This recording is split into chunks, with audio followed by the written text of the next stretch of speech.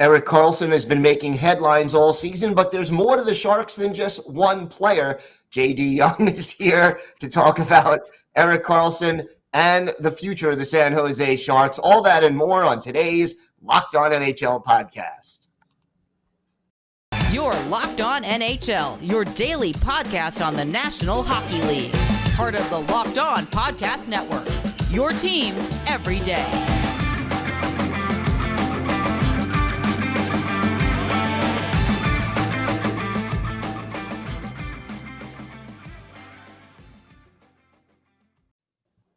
And welcome back, everybody, to the Locked On NHL podcast. Gil Martin, so glad you could be with us today, and thank you for making Locked On NHL your first listen every day. We are free and available on all platforms.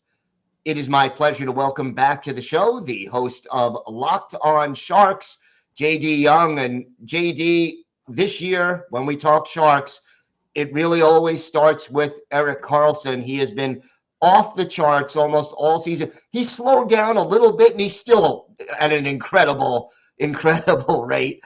Talk to me about what has been so magical about him this year. Erik Karlsson is doing things we haven't seen from a defenseman, at least in the offensive zone, in a long time. He's currently on pace to hit 100 points. I think he's at right around 110 pace right now, which hasn't been done since Brian Leetch did it in 91-92 for the Rangers. I know Roman Josi last year was really close. He had 96 points. But Erik Karlsson having a renaissance season for the Sharks. And you can look to a couple things. One, I think now that there's a clear pecking order in the defenseman with Brent Burns being traded this offseason to the Carolina Hurricanes. And there's really not too much in the way of Erik Karlsson kind of getting as much ice time as he wants. And David Quinn, we know David Quinn can really help offensive defensemen, right? We saw what he did with Adam Fox. Adam Fox won a Norris under David Quinn with the Rangers. And we're seeing Erik Karlsson have this renaissance season and, potentially being on his way to his third Norris trophy. So, there's just a bajillion stats that we could go through with Karlsson. He just had his 14-game point streak broken on Saturday night against the Boston Bruins, but he was on an absolute tear in the month of December. So the Sharks scored 38 goals in the month of December. Erik Karlsson had 19 points. So he contributed a point on half of the Sharks' total goals for the month of December. 17 assists, two goals during that time. It's crazy what he's doing. He had his third 4-point season of the year during the month of December. He also passed over 700 career points in the month of December. It's crazy what he's doing for this team. And then him and Timo Meier kind of being the big boost Timo Meier's been the one who's kind of seen the most out of Erik Karlsson's return to form this year. So one thing, this team struggles in a lot of areas, but their penalty kill is right now second in the league. What helps this team do so well on the PK?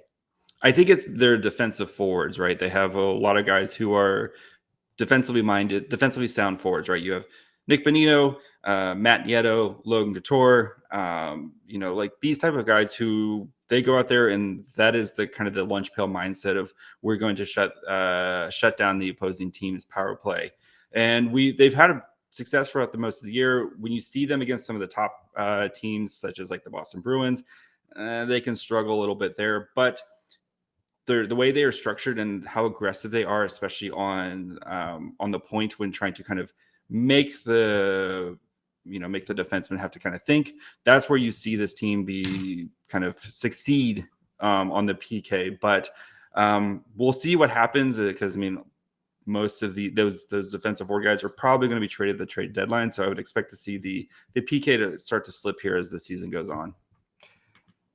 Talk to me about some of the prospects that this team has in the pipeline. World Juniors just finished up a week ago. Who are some of the Sharks prospects that caught your eye at World Juniors? So the Sharks had two prospects. They had Philip Bistad, who played for Team Sweden, and then goalie Benjamin Gaudreau, who ended up kind of being the backup for Team Canada.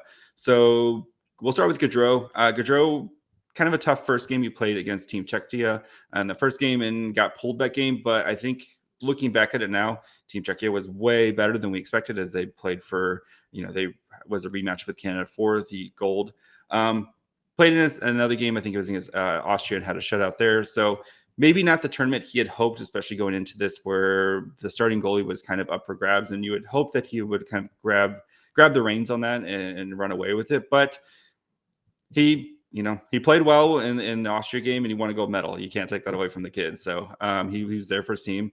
And then Phil Beestead, who I think had a coming out party for the Sharks. Late first round pick that they got after trading down from Arizona at the draft. And a lot of people, myself included, was perplexed about this pick, but he's been really, playing in the SHL. He's been kind of, up there with among the rookie leaders in scoring for the SHL, but was named the player of the team for Team Sweden. Had 4 goals and 6 assists during that time, playing on the line with Erik Karlsson, who's projected to be a top 4 pick in this upcoming draft. And you really got to see what happens when you play against kids your own age instead of playing against 30-year-old adult men that he was playing in the SHL. So, I think his game is very subtle, but I think what he does is he adds some diversity to the Sharks prospect pool. You have guys like Eklund and Bordeleau and Robbins who are more kind of creative and snipe. I wouldn't say creative, but kind of more perimeter players. And Beestead's let me get to the front. I'm just going to be 6'4" and bigger than you and score goals that way. And I think it's going to add some diversity to the Sharks scoring as soon as he can kind of start to fill out that frame of his. We're getting closer to the trade deadline now, and obviously the Sharks are projected to be sellers. Who are some of the players who may be available that fans around the league should look at, and what might it cost to get them? Of course, everyone talks about Erik Karlsson. I just don't see it. What team is going to take on $11.5 million for the next 4 years? If Erik Karlsson maybe had 2 years left on his deal, I think it'd be more feasible, but Erik Karlsson has been playing amazing this year, but that doesn't wash away the last 3 years of what we've seen from Erik Karlsson, where he's been often injured and hasn't put up the production that you're paying for $11.5 million. So, and plus he has a no movement clause. So even if somebody wanted him and he doesn't want to go there, it does. Yeah. So I think there's just too many hurdles for Erik Karlsson. Of course, I think the big one is Timo Meier, who is on pace right now for a 50-goal season, which would be the first 50-goal seasons for the Sharks since Jonathan Cheechoo way back in the day. He's on the last year of his deal. He is an RFA, so the Sharks can kind of wait this out, and they do have control of his contract next year, but it is a $10 million qualifying offer, so it is a hefty price tag. But if Timo Meier does not want to be a Shark anymore, the Sharks could get a bounty for Timo Meier. So because he is a legitimate top line player on any team. He leads, I think he's second in the NHL in shots taken. He's got, like I said, he's on pace for 50 goals this year. And, a team like the Islanders, if you're looking to, put somebody next to Matt Barzal and let him go run, we'll see with Timo Meier, but it's going to be up to Timo Meier if he wants to be a San Jose Shark or if he wants to, kind of look elsewhere. We saw last year the same thing with Tomas Hertl, and they got a deal done right before the trade deadline. So, but with Timo Meier, you do own his rights, so we'll see what they want to do with him. What do you think they're going to ask in exchange?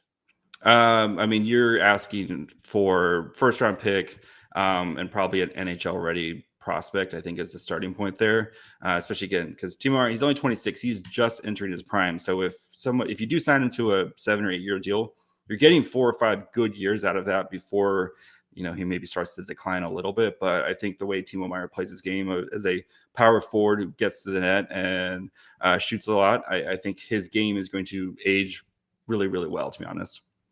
All right, we'll be keeping an eye on that as we get closer to the trade deadline. May have you back to discuss some of that later on. JD, why don't you tell our viewers and our listeners where they could find the podcast and where they could find you on social media? You can, of course, find me on Twitter at myfryhole. You can find the show on Locked On Sharks on Twitter, Facebook, and Instagram, and wherever you get podcasts. And tomorrow, Phil Beestead actually joins the show to talk about his World Junior experience. So make sure you guys check that out. Should be excellent. JD, thanks. Always a pleasure to have you. Thanks, Gil.